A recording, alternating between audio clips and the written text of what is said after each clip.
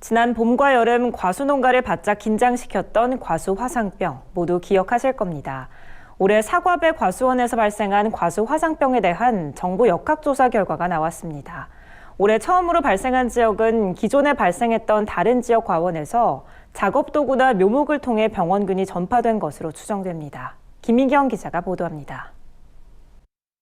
농림축산검역본부는 9일 올해 국내 사과와 배 과수원에서 발생한 과수 화상병에 대한 역학조사 분석 결과를 발표했습니다.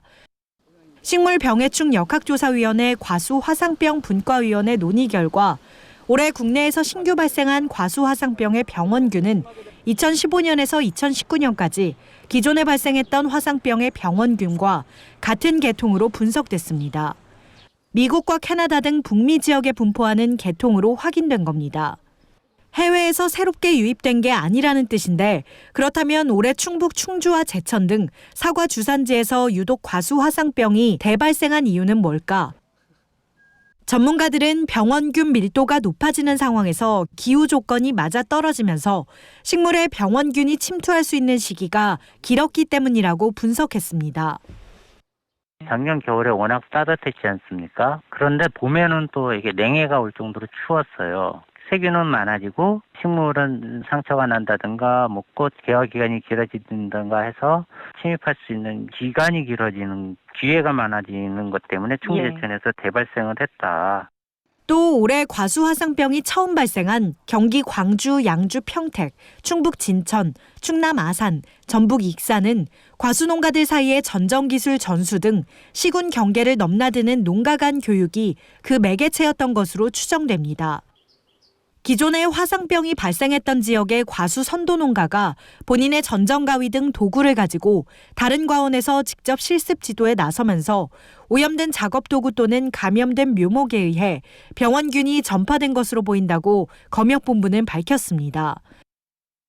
아울러 검역본부는 과수 화상병 확산을 막기 위해선 방제 권역에 따른 맞춤형 방제 전략이 필요하다고 강조했습니다.